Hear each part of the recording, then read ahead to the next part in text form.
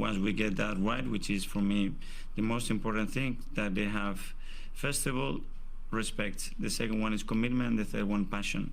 Those three ingredients are non-negotiable.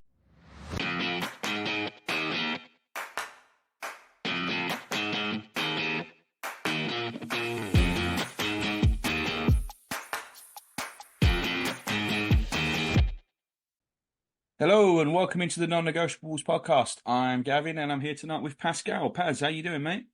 How's it going, Gav? All good, you? Yeah, all good, all good. Can't complain. We're taking it into the last week of the season. I guess we'd have settled for that at the start of the year, right? I mean, definitely on New Year's Day. Yeah, 100% we'd settle for that. I mean, when is it that we've gone to the last day of the season? Was that 98? 99. No, 99. 98, 99 was the last time. I mean, 01, 02 and 03, 04 we had wrapped up way before the end of the season. And 97, 98, no, that didn't come down to the last game either because we lost that at Villa. We beat Everton and Liverpool, didn't we? So we lost Liverpool. So we'd already wrapped up against Everton. For some reason, we always seem to play Everton.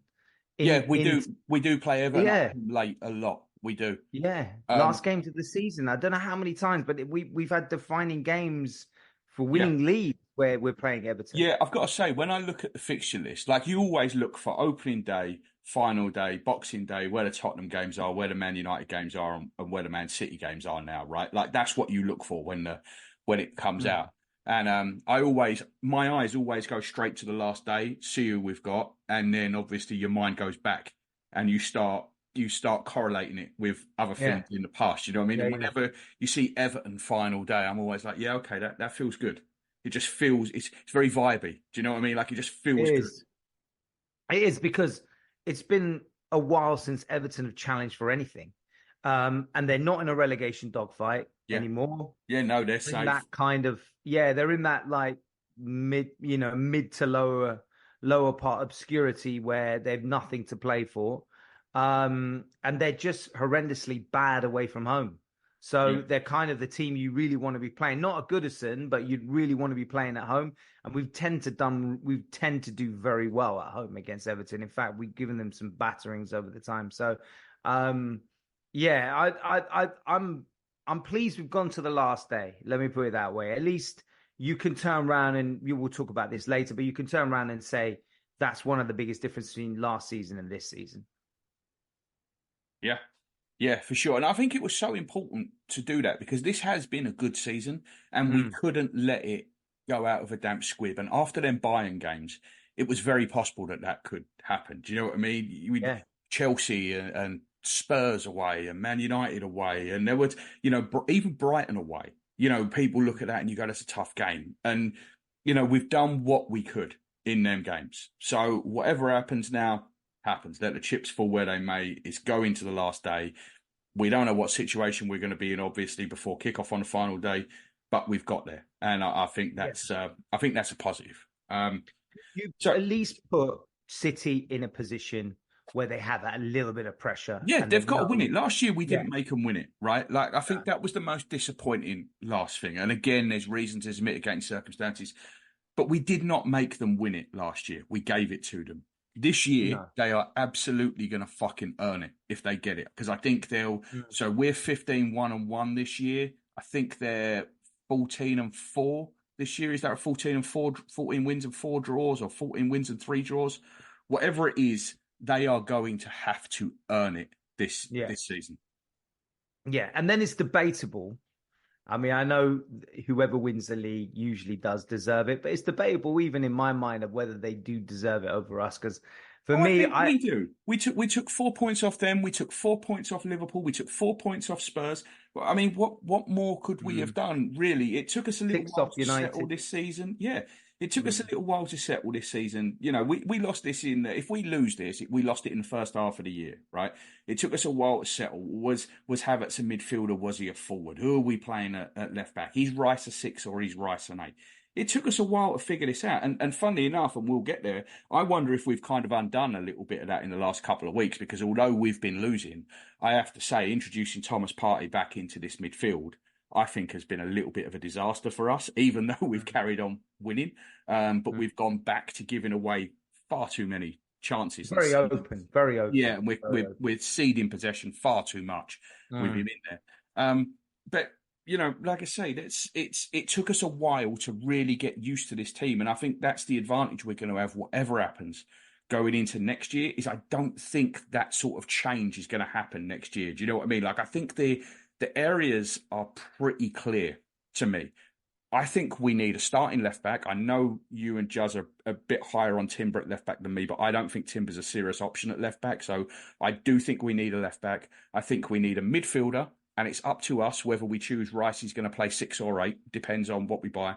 And we need a forward. And I think we can get away with that being a wide forward or a centre forward. I think we need one, but I think we can choose which one it is. If we can get Alexander Isak, fucking fantastic. Then make it a central striker. If we can't, go get Nico Williams. Let's make it a wide forward. Do you know what I mean? Like, I think starting next year is going to be a lot simpler than this year, because I don't think we're going to be trying to find ourselves. Yeah. I think what we need is maybe not as like the changes don't need to be as drastic as they were last season. I think it's now areas to refine. Yeah, but I mean, I forgot we even changed the goalkeeper. So we even like that was we had a whole style of play change. Do you know what I mean? Like, our entire style of play changed over the summer and into this season, and it morphed between August and December, and we didn't really hit our stride until January. Well, it's interesting because our summers and our transfer business, if you look at it from the moment we went to 5th in the league up until now, you can see there's an absolute correlation between the transfer window, what we do, and how we've been performing. I mean, no one can it's undeniable, because we went from that. I think it all started for me in that window. It was the Ben White window. Tomiyasu window. So you're going a window before. I'm going to window before. That's when we got Ben White. That's when we got Ramsdale. No, Tomiyasu was the January, wasn't he? I think Tomiyasu was the January before. Oh no, he was the Ramsdale summer, wasn't he? Because his first game was against Norwich. Wasn't he the signing right at the end of that window? Yeah, because his debut was against Norwich, wasn't it? Correct, right. And then Ramsdale was that summer as well. Yeah. Ben White was that summer. I think that was when we really, because it makes sense, doesn't it? Because we'd come off the back of finishing, what was it, 8th? Yeah. Or something like that. Yeah. And then we went those first 3 games. Remember, we lost those first 3 games. And then we brought Ramsdale in, Tomiyasu, and then came in at Tomiyasu right in. He got Ben White. Ben White was already there. I think that's where it all changed. And I think that's when we started to really improve our transfer business. Yeah. Yeah, that's fair. That's fair. All right, mate. Well, listen, let's start with let's start with the weekend. Let's start with what happened on Saturday. Me and Jazz have both said numerous times, we just simply don't watch Man City games. Like, that is my coping mechanism with it. Yeah, do you watch these games? I do, unfortunately. There's this curiosity in me to hope that something will change, and it is terrible that I do that. I think sometimes, for example, because we're watching it early here, that game kickoff was early. Yeah. So, I might not be able to get to sleep, or I'm up early. So I just get tempted to watch and hope for something. But no, I think the idea should be not to watch it. Yeah, I think there's a couple of games this season of theirs that I have watched, but I generally watch until they go in front, and then I rage quit. Like, I just literally turn the TV off and walk away. But then I'm fucked off for the rest of the day. If we don't play until the next day, that gives me 24 hours to stew on it. So that's why I generally don't watch. It's not good for your well-being. It's not good. It's sometimes it's slow torture. Sometimes it's very quick. But at the end of it, generally is some form of torture you're going through by watching them. One, I don't find them entertaining to watch. I don't find them particularly interesting team to watch. But secondly, it's just that's inevitability when you watch them, Yeah. that you know this is going to happen or that's going to happen. And that kind of is what's been going on those last few games we've been watching them, actually. Yeah, I mean, I said to you at half time when it was 1-0, I said that, this ain't the worst result for us. If it stays at 1-0, it's another game, but at least there's only one goal. And then, of course, And what then, happened. And now they've really eaten into our goal difference. It is a worry, but let's be fair. If it comes down to goal difference on the final day of the season, I'll be fucking elated. there's a part of me that, yeah, I see why you would say that, but for me, I'd be just if we lost on goal difference, I'd be Yeah. more Yeah, but upset. I yeah, think. but you know what? I would take a kick-off on Sunday knowing that we were level with them with a 3-goal head start. Like that would Yeah. I Yeah, would take yeah, I see what you're saying. Yeah, I see what you're saying.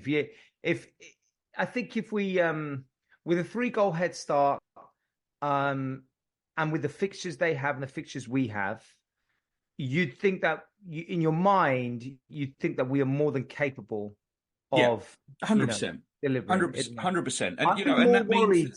I'd be more worried if it was a Palace or even at home, a Palace or even Fulham. Some circumstances can be a pain, but more like a Palace or even, yeah. as we I know, mean, a Villa or the thing with Everton, right? And this is exactly what Man City just went through at Fulham, right? They're done. They've shut it down for the season. Whatever. Their manager's safe. There's going to be no massive upheaval in the summer. So when you get teams like that, I think sometimes they can start all right, but I think once you score against teams like that, they tend That's to what I was jack it going to in. say. Do you know what I Yeah. mean? Like the effort just goes out of them. They tend to jack it in. So I think I think if we went in with a +3, if City draw tomorrow night, and we're recording this after the Liverpool Villa game, by the way, I just want to say that. But if they draw tomorrow night at that ground, then I would be fucking ecstatic going into Sunday. Oh, I wouldn't just be ecstatic. I'd be so excited, man. It'd be the most exciting day Yeah. that we have had to deal with. I would probably say since what would you Champions say? League final? Probably Or maybe, Champions League. you know what? No, you know what? We were quite excited about that first FA Cup in the 2010s, Yeah, but right? I was not as excited as the Champions League final. No, well, no, obviously, but I but it think was the a big Champions one League because final would. we wanted to get back on that trophy horse. Yeah, and that for that reason. But I think in terms of what it does for us as a club. Oh, it'd be the biggest day since 2006 in Paris. Yeah, For sure. yeah. 100%. 100%. Yeah. And it would be, I mean, we're speaking in hypotheticals. I don't want to get excited, but it would be incredible, honestly. Yeah. And it's everything that this team deserves. I know I say that from quite a partisan angle, but I don't think even a neutral can look at it and not look at Arsenal and say they've been exceptional this season. I mean, they'd say it, but they wouldn't really believe it. I think that actually it might be the reverse. They'll believe it, but they would not say it. Yeah, that's what I think. Yeah, exactly. Yeah, they would know it's true, but they would not say. You're right. Yeah, exactly. Yeah. So after that, Paz, I mean, me and Jazz obviously weren't watching. Ben White, we know, wouldn't have been watching. But a lot of our players would have been watching that game, and even the ones that weren't would have known the result at full time. Even though I don't watch these games, and even though I expect City to roll them over, when I look at my phone at full time and it says Fulham 0, Man City 4, I still get deflated. There's no way that the players don't have that same feeling, right? It's possible. Yes, I mean, I'm sure there's a part to them, like I was telling you, an inevitability, especially if this is they're going for their 4th Premier League title in a row. So you've seen it before.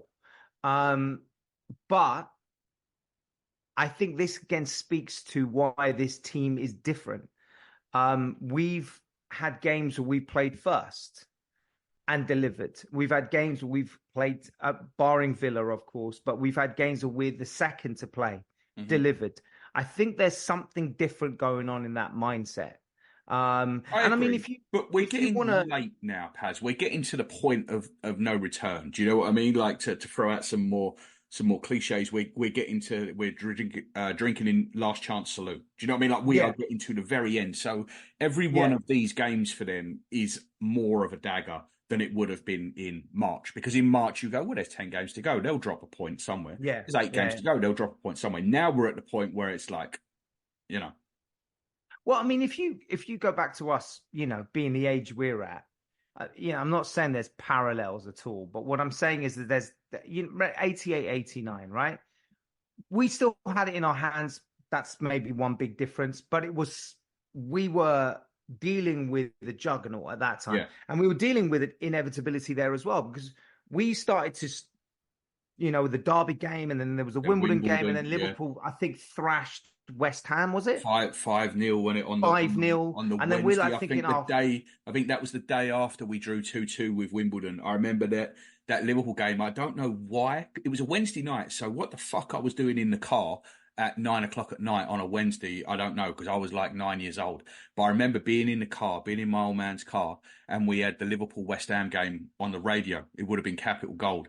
And it was just goal after goal after goal, and I'm sitting there, and obviously, you know, I went to every game at that point, so I even though I was like 9-10, I knew what was going on, and I was just watching the goal difference go up and up and up. There you go. And you knew we had to go to Anfield.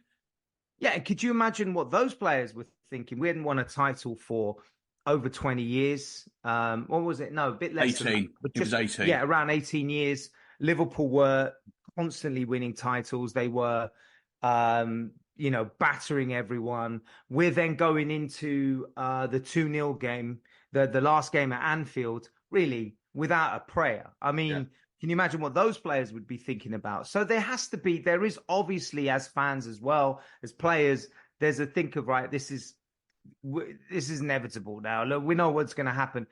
But I feel that, like with that team, this team has a certain, things are not phasing them. That's what I'm seeing. They're not getting phased. Villa game for me was not because of the pressure, I think. We just had a bad game.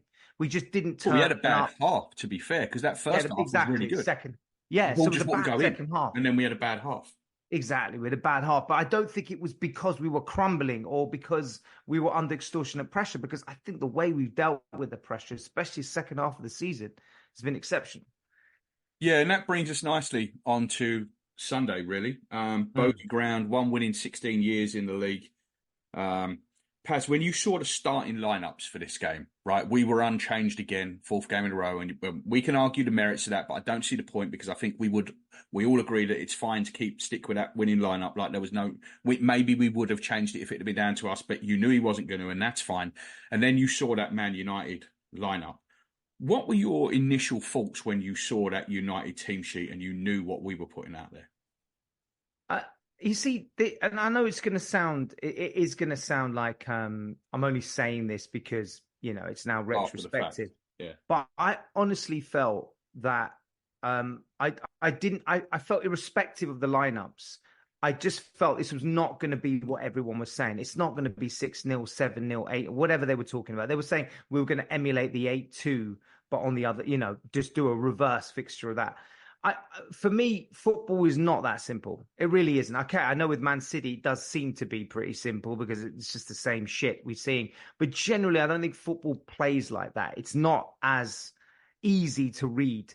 And because of our record there, because Arteta really generally is, I mean, he's had the Spurs win away, he's had a few wins away, but against any of the really big clubs, the Cities, the Liverpools, United, big in stature, but not so much in what they're achieving at the moment. But still, it's up there, isn't it? So he had that one away win at his early tenure at United, but it hasn't really been something he's been achieving with regularity. So I felt it wasn't going to be easy. When I looked at that lineup, I thought that is one of the worst lineups I've seen United put out since probably the early Fergie years. It was a terrible lineup, but I still felt they were going to raise their game against us. You're right. You said that it was going to be what we do. Yes, true. Mm-hmm. But I did feel they would play better than they played away to Palace, because I think it's playing us. I think it's, there's going to be an element. They were so embarrassed. that's under so much criticism at the moment, they were going to turn up in some respect against us. So, yes, looked at that lineup, pile of shit. But in terms of my feelings and what will happen in the game, I didn't think it was going to be simple. That's what my initial thoughts were. Yeah, and I do want to get into it a little bit about what they actually did on the day, because I do think they did something a little bit interesting, a little bit different. But before we get to that, when I saw that lineup as their lineup, part of me thought, is this Ten Hag basically playing defense against himself, right? Is this him putting on this cloak of invisibility almost? It's not my fault. Look at all the players that are missing, because I think he was in a no-lose situation the minute he put that lineup out, right? If we'd have beat him 6-0, he'd just turn around and go, well, look at all the players that I'm missing. How could I possibly compete with that? With the way it turned out, with it being a narrow win for us, he can turn around and claim a moral victory. Well, look at what we did. Look how good I am at that. And they were getting beat anyway, right? Let's be fair. You can put Bruno Fernandes, Margaret, whoever you want on that pitch. That is not, like you said, I've been saying all week, this is down to what we do, not what they do. The gap between these two teams is so big that if we play semi-decent, and we didn't even do that, but if we play semi-decent, we are going to beat them, whatever side they put out. So part of me wonders if Ten Hag was just trying to defend himself before the game even started. Yeah, it's possible. I mean, it was a win-win for us in the sense that there will be some form of moral victory for them, which keeps Ten Hag in his job. Yeah. And then we got the win that we needed. But I would say, I think, what my concern was relating to your point about how Arsenal turn up. I do feel what we've had issues with is going into games pretty like these bigger these grounds which we have poor records, Anfield, Old Trafford, to some extent you could say the Etihad now as well. We do tend to be nervous. We do tend to be a little bit regressive. We do tend to be apprehensive in our play. And I felt that was going to be our enemy in that game. And it has been in these big away matches. So, yeah, I think Ten Hag went into that knowing it was kind of, he couldn't lose really, because big defeat, he has an excuse. Narrow defeat, he looks good. Yeah, I did. But I also thought that he went into that. I think he went into that with a little bit more defensive minded than I thought he was going to be. And I guess that's something to do with the fact that Rashford and Fernandes were not available. Yeah, and I wonder whether that this was actually the best team he could have put out, even if they were available. Because when you play Bruno Fernandes, you're playing a man light in midfield. So by playing Scott McTominay in there with Minu and Amrabat, you're playing a true midfield three. Whereas with Fernandes, you're not. Also, did you by see, playing Rooney's comments about that. No, what did Rooney say? Well, he basically was alluding to the fact, and you can only read between the lines of which players he's talking about, but he was alluding to the fact that there are certain players in that Man United squad. Oh, I did hear this. Yeah, that are pretending they are injured to avoid playing. I did hear that. That is interesting. And the other thing was Diallo on the other side will work back a lot more than Rashford would, right? Yeah. I think you're doing more, you're building more of a base, and I think that was interesting. The way he played that, and I thought Thomas Partey is a player that splits opinion, right, on and off the field, stuff that we won't go into and stuff that we will go into. But he's a guy that splits opinion. I think the point where I'm at with Thomas Partey now is where everybody else has been with Zinchenko for about 6 months. I think at one point he was one of the best players around in doing what he did. He did a job for us that no one else could do. I called him a unicorn many times last season. I just think it's a job that we don't need doing anymore. I think it's a style that we've moved past and a position that we don't really utilise anymore. Did you think he's basically filling a role that no longer exists? Potentially, yeah.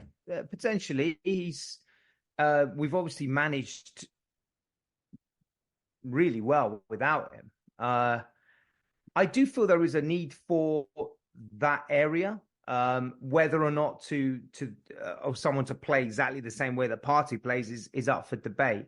But I think what he's what we're noticing, which you rightly pointed out over the last few games, and you could see that in that United game, the gaping hole in midfield. He really does leave a gap there. And I think it's the way other players react to him as well, though, Paz, because he gets the ball and you expect him to dummy past 5 players and deliver it. So he gets the ball and immediately Ødegaard and Rice split, right? And they go and they're ready to receive the ball. The problem yesterday is he wasn't getting the ball to him. He just wasn't progressing the ball. So when he lost the ball, which he did time and time again, there was that massive gap because Ødegaard and Rice had already gone and there was no one to cover that gap. And I just don't think that gap happens if Jorginho's there because you don't leave Jorginho the way you leave Partey.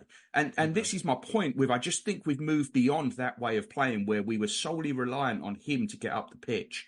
And I just think we've moved on from that. I mean, he wasn't helped yesterday by the fact that Kai Havertz's body somehow transformed into a 50-pence piece.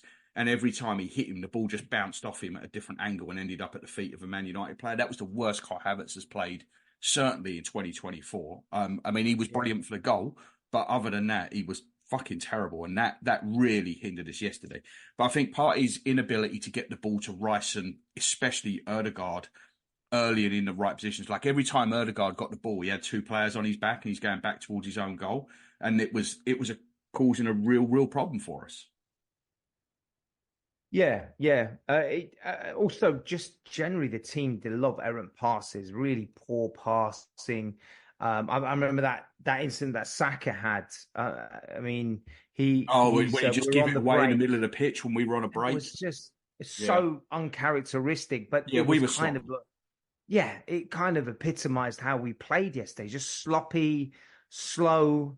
The fact that we're sitting here dissecting a big Arsenal win away to one of our biggest rivals historically, which we've had an abysmal record, but we're still looking at that and saying it was a poor performance, does speak volumes about the difference between the two clubs. They're looking at it as if it was some kind of great result. And, look how we're progressing under Ten Hag.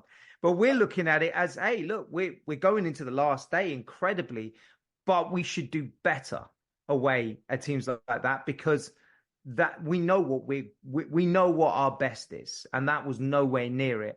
But this is where the biggest difference between us and what we were before. We're still getting the result, and that defense is just unbelievable. Yeah, I mean, we've come off of 2 huge away wins here and at Spurs, and I think we've come out of both from going, we had bad days there. And it's funny because I still think had Ryan not made that mistake, we'd have beaten Spurs 5 or 6-0.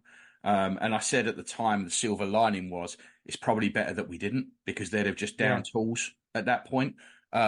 Whereas now at least they've got something to play for tomorrow night. I'm not sure it makes a difference, but they've got something to play for. Whereas if we'd have done them 6-0, I think they'd have just given up basically at that point. So it's probably better we didn't. But yeah, I think it's 2 big away wins that at the final whistle, we've all felt like something was missing. Yeah, it's quite a weird feeling, isn't it? I mean, because, we are very positive and optimistic about still that there might be a chance we win the league. And we look back on this season with the amount of wins we've had, the most wins we've ever had in a Premier League season. But the fact that we can now be in a position to be a little bit critical of the team, even when they do win, says a lot about what's happened over the last few years. Yeah, 100%. All right, Paz, let's break for the half time there. We'll come back to Saliba because I want to dig into this defence a little bit. We did the bad, the Partey, the Havertz. Saka didn't have a great game. Ødegaard didn't have a great game. I don't think Tomiyasu had a great game either at left back. But I thought that we had 4 absolutely monster performances yesterday from Raya, from White, from Saliba, and from Gabriel. And I do want to dig into them a little bit in the second half, especially Saliba, because oddly enough, Saliba has been a little bit overshadowed by his defensive partner, I think, for a lot of this season. I mean, Gabriel, for Arsenal fans and people that actually watch the games, Gabriel has been absolutely outstanding. And I think Saliba's taken a little bit of a back seat. Well, I think over these last couple of games, Saliba has very much come back to the fore. And I thought he was absolutely imperious yesterday. So I did want to talk to you about that a little bit. So Mate, I will see you after the break. Sounds good. We'll dig into this further, and then we'll look a little bit onto what the rest of this week holds. Sounds good, man. All right, mate.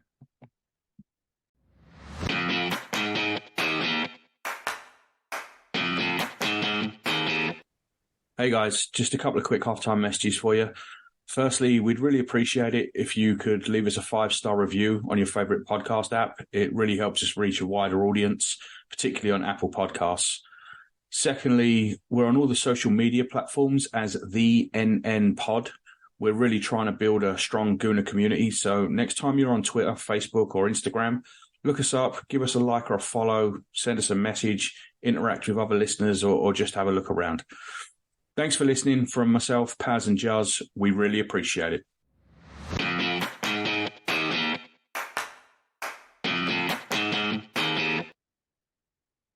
Welcome back to the Non-Negotiables podcast. This is part 2. Paz, before the break, I said we want to get back into defence and talk a little bit about Saliba. I'm going to let you talk about Saliba for a little bit now because the Rolls Royce is definitely out of the garage and going for a spin now. What did you make of that performance, and how much was that tackle on Garnacho a recreation of Bobby Moore on Pele? That's a really good. Yeah, I was thinking, what does that remind me of? And now you saying that's really true. That's actually a lot of parallels between that type of. It's I mean, of course, Garnacho's not Pele. We can establish that. So, but that said a lot about. Remember when we had this? I mean, I know it's terrible comparison, but do you remember when we had this issue with Mustafi diving all the time? Yeah, constantly on his ass. Yeah, constantly. That was the absolute antithesis of what is, what was wrong with our defense. That particular moment just showed you the big difference, I think, in that you're watching, and then and anticipate when he's going to make that move. Of course, he did slip, didn't he, when he tackled, but was able to get the ball out. I thought he was just.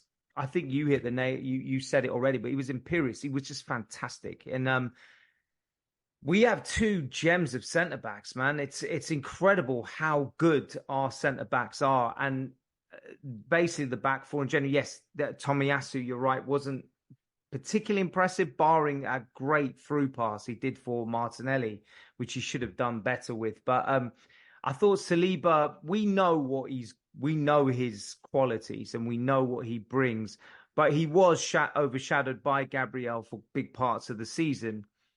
I think we saw yesterday exactly why he's so rated at this club and why, we pulled the stops to keep him in, renew his contract. He's actually, since his injury, he's been ever present, which is incredible, really. He's not missed one game. Yeah, I mean, and we were panicked about that pre-season too, because injury, you never know if he's going to come back. Yeah. He's played basically every minute of every Premier League game.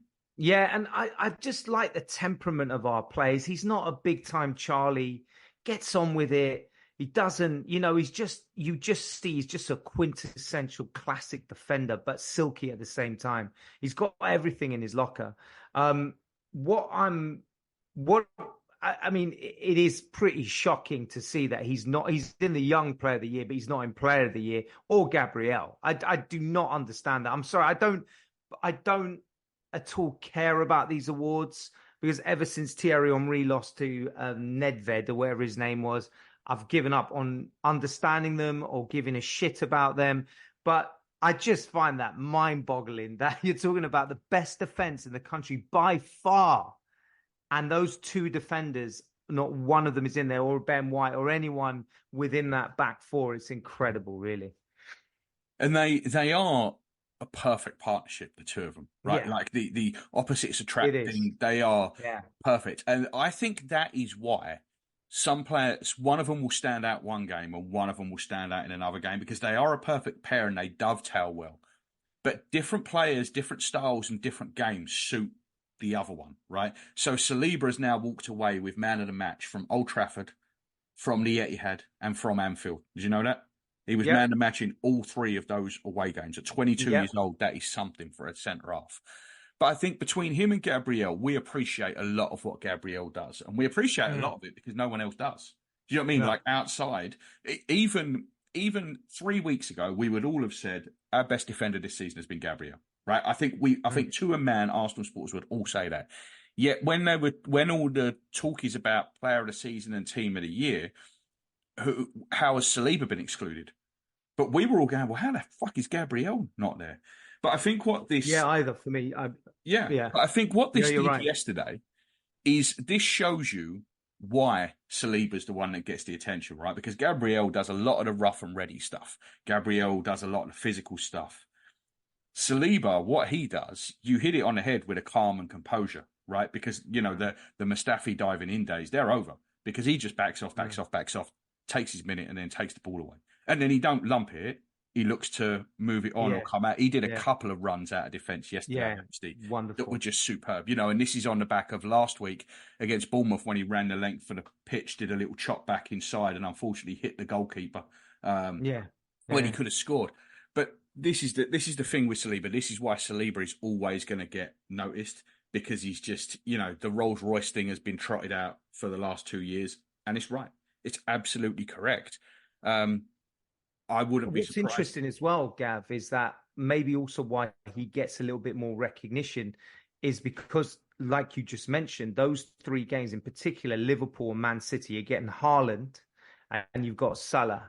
And if you think of the potency that those 2 teams have away from home, especially, and you're doing it on the biggest stage, it's being watched by the most amount of people, that also probably adds to it as well, where Gabriel has done it consistency over most of the games, but they're not always the ones that are the most watched as well. What it does remind me of is Vidic and Ferdinand. So you've got your Ferdinand in Saliba, silky, brings the ball out quick, and then you've got your Vidic where, he's tough, he's no nonsense, but also in Gabriel's case, he's also got skills to him as well. It's not as if he doesn't have skills. It's just the contrast. Contrast is the word. Like I think contrast is definitely the word. And they pair up so well. I mean, even yesterday, Gabriel was exceptional as well. I mean, he dealt with Højlund with no problem whatsoever. I mean, he absolutely bullied him. And sometimes when Gabriel presses, he presses so high. He'll be halfway inside the opposition half, winning the ball back. And it just, I think yesterday was just the day when Saliba came to the fore. That was it. They attacked more down that side, didn't they? Because they were trying to use Garnacho. And it's really funny, the reaction to this, because, we know a United fan who was convinced that Garnacho had Ben White all day. I think Ben White had Garnacho doing exactly what he wanted him to do. Yeah. I mean, there was one time when Garnacho come inside and somehow Saka and White both went the wrong way. And then Garnacho tried to bend the ball and ended up... Oh, was that horrendous shot flag. that went... Yeah, the one that nearly hit the corner flag. That is the only time all day that Garnacho didn't do exactly what Ben White wanted. People say, the one that hit the side net. No, mate. That couldn't have got past Ben White and into the net. If it had been on target, it would have hit Ben White's knee and gone out for a corner. White was sending him outside because we love crosses into our box. We love it. We've got 2 monsters of centre halves. We've got Declan Rice and we've got the best goalkeeper in the league at taking crosses. Yeah. At the end, when they were throwing crosses into the box, we loved it. Raya was loving it. Yeah, it's what we wanted him to do. So any thoughts about Garnacho had White in it? No, White did what his job was. White's job was to send Garnacho wide and force him to cross the ball. And that's exactly what he did over and over again. And it was just, I said to you after the game, that game could have gone on until Wednesday and it was still going to be a 1-0 game. In fact, it might not have been because we might have scored again. But they were never, ever going to score. They had, for all the possession and everything they had, their XG was 0.61. And I think most of it was on that one early chance when Partey tried to dummy the ball past 2 players and he got caught and Højlund slipped and hit his standing foot as he shot. That's where most of that XG was, 0.61. We actually had 1.7, even though, it looked like we were playing within ourselves and, we probably had the more clear-cut chances. We absolutely did. We absolutely did. You had the goal that was obviously from almost on the line. And I guess we should talk about that a little bit because it was kind of funny. Casemiro, I don't care if you're a centre-half or not. From when you start playing this game at 6 or 7 years old, right? That you holding the line, get man. out. You know it. We all know it. Yeah. It doesn't matter where you play. It don't matter if you're a Yeah. centre forward coming back to defend a corner, if you're a centre half, if you're a centre midfielder, if you're a fullback. It doesn't matter. You know that when that ball goes out, you've got to get up and get in line. The fact that he didn't was not because he didn't know what he was doing or was playing out of position. It's because he's fucking lazy. He is. He is. But then that speaks to the type of players you're bringing in. You're bringing someone 100%. in who's at the end of his. It was basically just for a paycheck. He came for a payday. That's all it is. Yeah, he came for money. He came for money. He came for the payday. 100%. In a team where he will probably stand out because there's so much shite in that team and it's in such a bad position that, you know, he'll have the odd half a season where people think he's such a great signing. But really, what are you looking at longevity with this guy? Nothing. No, And I mean they're hoping that Saudi Arabia save him in the summer because otherwise they've got another. If I was another Saudi year Arabia, or why two would I be spending 40 million on him? I'd be like, no, I'll be mad. take 10. And There's got to be players with better names than Casemiro that you can sign for less money. There has to be. Yeah. And I don't mean in terms of a transfer fee. I mean in terms of the wages that he's going to want. I think he's on 350 grand a week at Man United. He's going to want more than that to go to Saudi. So why would you do that? There's got to be players with bigger names than Casemiro that you can sign for less. I do find this, you know, and we won't dwell on it too much because I know we want to talk about it's an Arsenal podcast, but I do find it really fascinating, this justification, and long may it continue because we can see it. We've seen it from the treetops of what is going on with United and what their fundamental issues are. But this denial of the core problems within that club and this reluctance to accept that, firstly, they just don't really have the right manager. And secondly, their transfer policy has been atrocious because the Palace game, people don't mention the fact that nearly all of his signings were playing in that game. All of them, except for Martinez and that Malacia or whatever. And then I think then you had Anthony there, and then you had Onana there, and you got Casemiro there. And then, there's this reluctance to accept that this team, that they are in severe shit. Yeah. Severe shit. It really is. It is reminiscent of us back, but I think we were probably not as bad as that. I think they're really in a rut. It's just mind-boggling the excuses you see. Yeah. Like even with someone like Casemiro, you can see the guy's cooked. Yeah. No, it is for sure. And it was smart work between White and Havertz as well, because Havertz clearly knew what was going on because he was screaming for the ball when it went to White. He was shaking his hands, gimme, gimme, gimme. And what I saw that already. Didn't you see that even live, that he was onside? Yeah. I said he's been played onside. Yeah, and then I was wondering who it was. Back. Yeah. And you could see him shaking his hands, gimme, gimme, gimme. White give him the ball, and he still had a lot to do there, you know, Havertz. It's not like he was in on goal. He wasn't. He was out wide. He had to come inside. He still had Evans and who would have been? It would probably been Amrabat, maybe, with Evans. I don't know. There were two of them up against him. Yeah, probably. I think it was. Then, it might have been Dallo. It was either Dallo or Amrabat was with Evans trying to keep Havertz out, and Havertz has managed to wriggle around. And then Trossard runs across the front of, again, Casemiro and Wan-Bissaka and gets it to tap it in. Casemiro, you think he'd have enough energy since he conserved it all walking back? Yeah, but I mean, he'd just come from the hot dog stand, so it was probably a long walk from the hot dog stand. But it was a goal that there were mistakes there. It was a horrendous mistake, but Kai did well. And you have to give me his flowers for that, because other than that, like I said, he had a fucking horrendous game. Well, my thought process, and this is where football is not predictable. There's a lot of thought process going around saying we didn't play well, which we didn't play very well, and that this thing that if United had those extra players, they would have absolutely have beaten us. But that's where people don't understand football. That's right. You think we would have been in that gear if we're playing with a team stronger or a team that's actually having a bit more attacking intent? Not at all. We're going to be upping that gear much higher. You know what, Paz, as well? People don't understand what we are, right? We are a serious defence-first football team, right? You see it time and time again. We start getting a little bit of pressure. We don't crack. We drop back into that 4-4-2, that we do. Mm. The shape is there. And this is why United had a whole ton of the ball and even quite a few shots and only put up 0.61 XG, because all their shots were from areas we wanted them to take shots from. Because when we slot back into that 4-4-2, right, and the wingers either come narrow and the fullbacks go wide, or the fullbacks come narrow and the wingers go outside them. So we can almost drop into a back six at times. When we go into that shape, it is almost impossible to get good shots off against us. And the difference between that and what you saw from Liverpool tonight, right? You watched that Liverpool Villa game. We were talking about it live as it was happening. That was a game of basketball. That could have been NBA playoffs. It was end to end. It was wide open. Mate, that's not our game. We are not going to play that way. We are not going to play that way.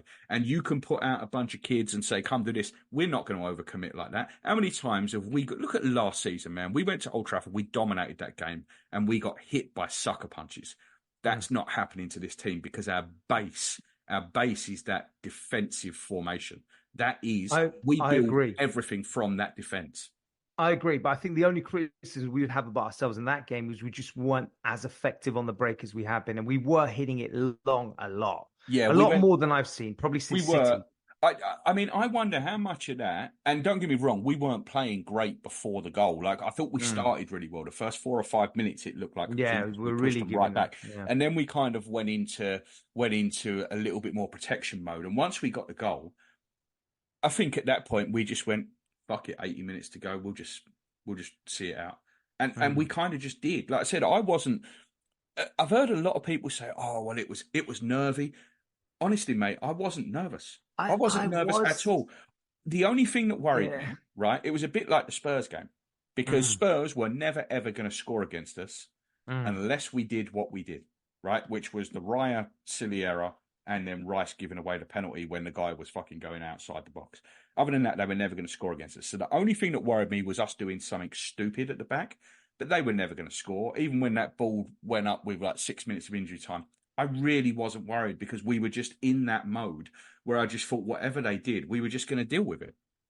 I think my only concern was a dodgy penalty. You know, it's Old Trafford. I mean, they're like the king of penalties at Old Trafford. So I just thought something like that could happen, you know, at 1-0, that will have an effect. But yeah, I agree with you in terms of general play. I wasn't that concerned. I've been far more concerned in previous Arsenal teams than I was yesterday playing at Old Trafford. We just look very the way this is the one. I mean, there's many things you can credit Arteta, but what they have done with our defense and our shape is we've not seen the likes of that in years. I think it's amazing. So in 2024, Pash, do you know how many goals we've conceded away from home in 2024? In 2024, so we are 15 I'm just going to be a pure so guess. we are 17 games in. Right. So I mean, the whole season, I think it's 28, isn't it? Well, that's in total. That's in total. That's what I mean. So I'm trying to dissect it to see if I can give a good guess on it. Away from I home. would say it's about 8. 3. Wow. 3 goals. One of them was the injury time goal at Nottingham Forest when we were already 2-0 up. The other 2 were both the ones against Spurs. The Raya mistake and the penalty. Wow. They are so the 2 only games, goals basically. we have conceded away from home in the league in 2024. And that's impressive. That is pretty amazing. That is pretty amazing. That is pretty amazing. We are on aggregate 29-3 on away goals in 2000. You see, this is interesting because people of our generation remember George Graham days and remember that rear guard, remember that spine, remember, that everyone, talked about that defense for years, right? Well, one thing we were criticized a lot for was our football. I think what we're seeing this year, or what we're seeing in this Arteta era, is not been seen by those post-Graham. They've not seen a more, I guess you could say perhaps early Wenger years, but a lot of that came from the Graham defense. Yeah, exactly. So they've not seen us be so defensive minded or have such an emphasis on the strength of defense. They've not seen that at all. We have. But what we're seeing different as well is also our attacking prowess is very different. We've got a lot more potency with scoring goals. but it is quite refreshing to see a lot more emphasis on our defense, because it will win you the league. It will. If you can match that with some attacking potency, which we've been doing, the defense being strong and being what it is can win you the league. It's a proven fact. Look at when Liverpool under Rodgers, we were talking about it earlier, they stumbled, didn't they? Yeah. It was never going to be sustainable, conceding that amount of goals. That was Liverpool. That was Liverpool in a nutshell this year. This year as well. They were very good. Newcastle under Keegan. There's going to be a point when you're not going to score a phenomenal amount of goals in a game, and that's where your defense is so pivotal. Yeah, if the foundations are shaky, then everything else is going to fall. Eventually, it's going to fall. We said it, or I said it time and time again on this pod over the last couple of months, that Liverpool were going to falter because their base was not strong enough. They were going to have a game where they didn't score 3, and the other team were going to score 3. It was always going to happen because they give away too many chances. I mean, today, and we'll talk about this now because I think we've basically done with the United game. So let's go on to what goes on from here. So tonight we were watching the Villa-Liverpool game. I think we knew that we couldn't have Villa win tonight, right? Like, that's the first thing. I mean, we can argue about whether a draw was a good result. I kind of think it's not, because it means that Spurs have to win tomorrow. A draw doesn't do them any good, and I kind of worry about what that means for us. But with regards to the Liverpool-Villa game tonight, that was so open, mate. I didn't even recognise that as a football game because of what I've got used to watching with us over the last 2 years. Yeah. It was. It is funny how your mindset changes. I mean, that was us, 6, 7 years ago. We not even that. That was us 4 years ago. That was us under Emery. Yeah. It was just this. And funnily enough, it's Emery who was taking his team out today. But it was this, this total lapse in concentration, this total lapse in, being able to see games out. But I think, for me, going back to your point, my point about it was I always felt Spurs had to win that City game for themselves anyway. I don't really think if they got a draw, it will still be okay for them on the last day, because knowing Ange, I don't think he's going in. He never goes into games with that mentality anyway. So they're going to go into that game, you would think, to win anyway. So I just feel I'm glad they didn't lose. At least that means with Liverpool not losing and Villa not winning, I should say, at least it goes into the game where Spurs do have an opportunity. They have an opportunity. So maybe. And their players have got to go, regardless of what the fans want. Their players have to go for it, right? But they've got hundreds of thousands of pounds on the line with Champions League qualification. They're not throwing that away. Same with the manager. I don't think that it's got much to do with Spurs, to be quite honest with you, because if Man City play well, they're going to fucking thrash them. But if Man City do have an off day, we need a motivated Spurs to at least try and take something. Yeah. And I feel you're going to have that. You're going to have a motivated Spurs because there is a window of opportunity. You look at the last games of the season, they got Sheffield United away, which, let's be honest, if you can't beat them... Yeah, they're going to win that. Yeah, they'll win that. And then Villa had Palace away, who were absolutely which all of a sudden is a fucking form. tough game.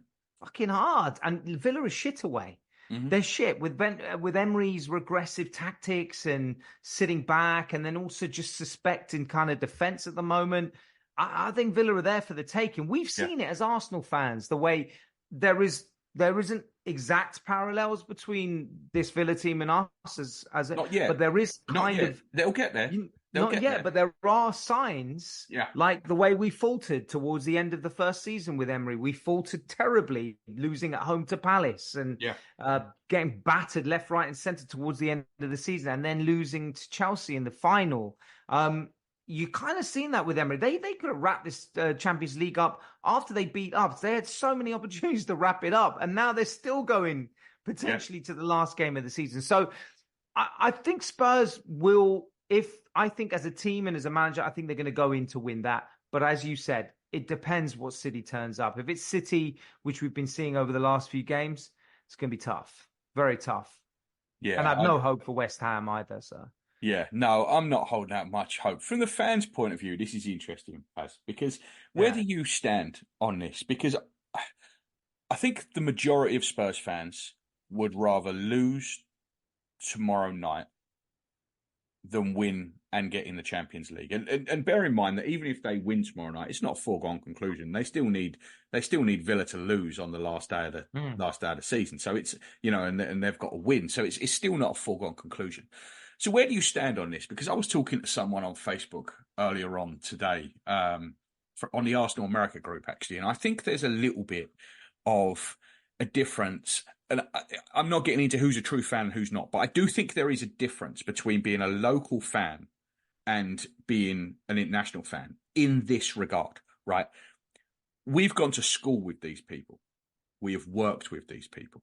We've sat alongside and spoke to Spurs fans on a daily basis. The international fans haven't. When they go into their work wherever, they're not going to be sitting next to a Spurs fan. When they went to school, they weren't in a class that had 10 Spurs fans in a group of 30 people. So I think sometimes they don't quite and I don't want to say they don't get it. That's not what I'm saying at all. All I'm saying is you cannot have that same feeling as when you've grown with it in terms of respect for that rivalry, just in this specific instance. You can't have it because you haven't grown up like that. So you haven't. If it was me, I'll be quite honest with you now, I would rather Arsenal lose than Spurs win a title if what was on the line was Champions League qualification. Because in 4 years' time, no one is going to remember who qualified for the Champions League and who qualified for the Europa League in 2024. No one's going to remember that in 2029. Everyone is going to remember who the champions were in 2024. So I do sympathise with the Spurs fans who want that because I would want that. Now, I couldn't cheer for the opposition. I couldn't cheer an opposition goal and I couldn't watch it and want them to win. So I think the way I would deal with it is I just wouldn't watch the game. I think I would physically avoid the game and just hope that we lost at the end of it because I couldn't physically sit there and cheer for the other team. But at the same time, I would not want us to win or even draw if it gave Spurs a league title, especially when the only prize on offer to us is the possibility of getting in the Champions League on the final day if someone else loses. Yeah, I do agree with you on that front. I think it is. I don't think we can turn around and criticize Spurs fans who are saying that they couldn't fathom us winning the league, even if it meant they got Champions League. However, where I would look at it though is if I was in their shoes, it would be really difficult, and you wouldn't really want to be cheering anyone. But teams qualifying for Champions League, whether or not it's going to be remembered or whether or not you're going to win it the following season, I think is pretty academic. I think it's the fact that you have this revenue stream that now differentiates you to the others chasing as well. And I think for a team like Spurs, getting into that revenue stream with the stadium they've got, with opportunities perhaps for getting the players or whatever, it is a huge opportunity for it by getting into the Champions League. And also, whether a team thinks they're going to win a Champions League or not, I think the Champions League, as we've probably noticed, the winner is not necessarily the best team in Europe at all. I mean, Borussia are in the final now. So I feel that anything can happen in these tournaments. But I would say as a stepping stone, because I think it's done us the world of good going into the Champions League. I didn't think we were going to, let me put it this way. I thought we had a chance to win it, but I knew that it might be a season or two too early for us. But I think the experience has done this team the world of good, and the revenue for the club and where it takes us is crucial, I think. So if I was a Spurs fan, you wouldn't want to dismiss it like that and look at it as, well, we're not going to win the Champions League anyway. And if Arsenal win the league, it's fucking, that would be worse than anything. I would think if you want your club to do better and be more successful and get more revenue, getting into the Champions League is what you want, right? If you look at it just from a club. Because Keown came out, I don't know if you saw it, Keown got absolute pelters for his comments about this. He said Spurs fans notoriously are in, a lot of them know they're in, Tottenham is in Arsenal's shadow. And a lot of their concentration is what we do. It's never about what they do. It's what we're doing or what we're going to do. Or if we fail here, he goes, it's a small club mentality. He came out and said that. He said, That's I'm true. telling you, That's true. 90% of them. Yeah, I'm not disregarding that at all. It is true. They're a much smaller club in a massive city. So yes, I agree with that. And I do think that. But a couple of things. Firstly, Spurs ain't ever winning the Champions League, right? Let's just get that out there. I know you say crazy things can happen and mad things happen in football. Yeah, I know. I've won the Champions League. Well, they got to a final. Spurs, they did, and they managed to Spurs that up. So they're not winning the Champions League. Like they can't even win a fucking League Cup. So they ain't win the Champions League. But getting in it does. Yeah, and I right? think as far as Daniel Levy and as far as Ange mate Postecoglou is concerned, and the players, you are 100% right. Right, they are going to care about taking that next step. Levy obviously wants the money to pay off that stadium. Postecoglou wants to be able to attract better players because they're in the Champions League. He wants more money to spend on them players. That's all 100% correct. But from the fans' point of view, all I'm saying is I understand that, because let me tell you something. You just mentioned that year when we got fucking walloped by Chelsea. That was the year that Spurs were in the Champions League final, right? I think every single fucking one of us said, I'd take getting stuffed by Chelsea in that if it means Spurs don't win the Champions League. And I meant it 100%. I mean, it's not, this is different because it's a complete correlation. If Spurs win this game, they are almost handing us but what I would say about that is we were so dead against it because we've never won the Champions League, right? Well, they've only won 2 league titles and they ain't won one in 60 years. Yeah, but we've won 13 league titles. It's not as if this is our first league title that we're going to and we get one over Spurs. This is my point against my own point, really, is that I think this team is going to be back here again next year. So, and I said this on the last pod, so I ain't telling anyone anything they don't already know. Again, another spoiler alert for the season preview for next year. I think we're winning the title next year.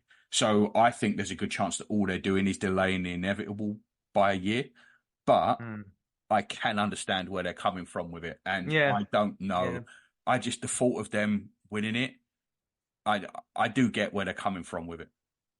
Do you remember, I was thinking about it the other day, and we were all on the same page. Do you remember when we lost them 3-0?